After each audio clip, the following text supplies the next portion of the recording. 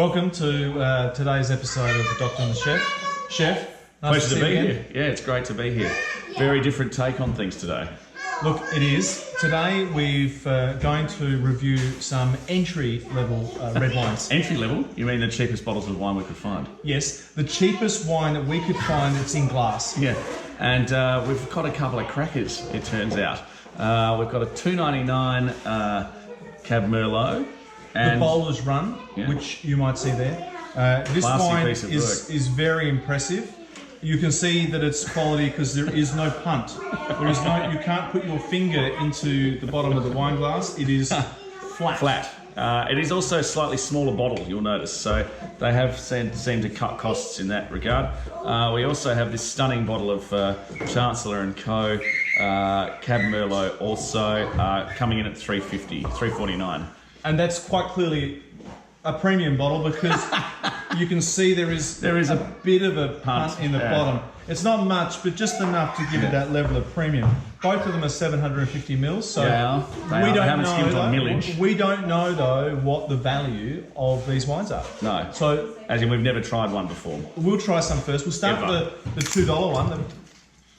Here's the first problem. Can't open the Stillman. Well, I can tell you that the Chancellor and Co. opens well. How do you get open a Stillman that doesn't open? I'm not really sure there's a way, but it might also mean that it's bad. But we'll have a quick look at that. Let's have a squiz here.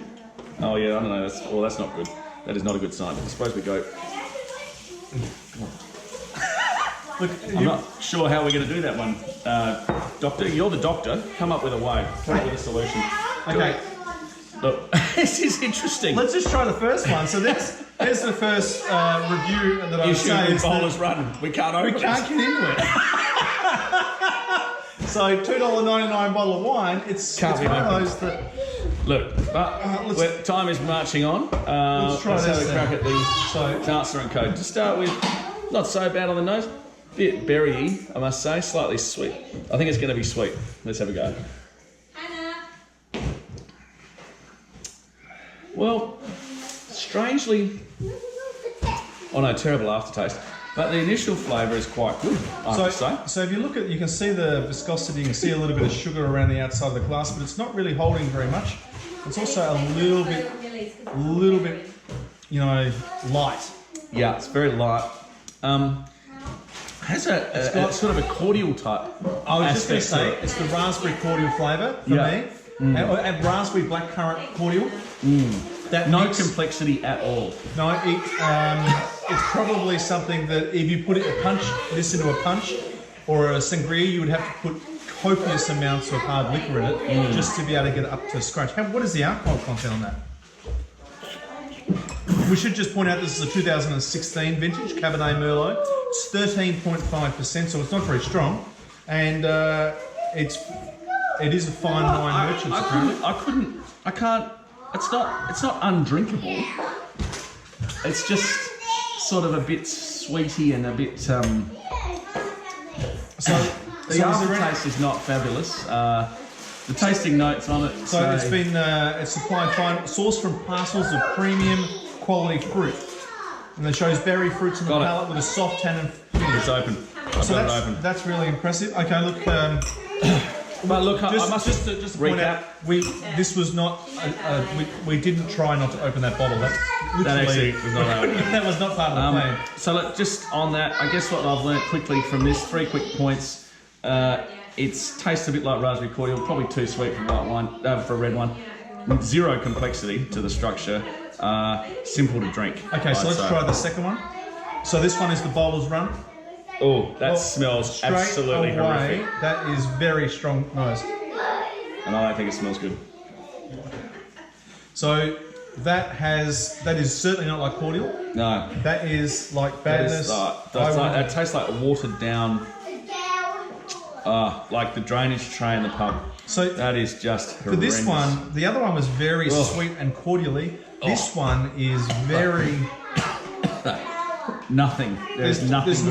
There's no berry flavours. It says on the bottle that soft, juicy Cabernet Merlot made purely for the senses. Delightful berry flavours linger on the palate. I wouldn't agree with that at all. No. I would say this one has a strong, certainly if you're wanting an alcohol kick, this has got that. But it's not in a good way, and it's Not at all. It's not off. It doesn't No, taste it's not awful to bad. me. It's just not a good wine at all. And to be fair, I've drunk wines like this in Asia. University days. Oh. And probably China, in the back blocks of China. I have had some wines like this, which are not particularly appealing, but you drink them anyway because there's nothing else on. There is a horrific, ongoing, lingering taste in my mouth that I need to cure with some kind of cheese, a pecorino or something. So I literally, when you drink it, you drink this, it's got that, before you swallow, on the back of your tongue, you can taste something that wants you to either repel it, get rid of it. I don't know. It's not one of those I could describe, really, other than I would say don't drink it. No. So what have we learned from the sub $4 bottles of wine? So, Chef, I would say the $2.99 is quite clearly too cheap. I'd say this is cooking wine at best. And even then, it may affect the quality of your cooking. And probably if you're cooking for someone else, not yourself. This one here, on the other hand, I think is cordial. So, but drinkable cordial, nevertheless. It's probably one after you've already had the 6 bottles of wine at the dinner party. This is the one might to bring bring it out just to finish yourself off. No one's going to notice. Probably wouldn't start with it. No. But you won't be, I don't think you'd be offended by drinking that. I would say my advice is spend the extra $5 to $10, get a better bottle of wine. Chef, thank you for having us. Oh, my pleasure. Always my pleasure. Another episode of The Doctor and the Chef. I will not be drinking this.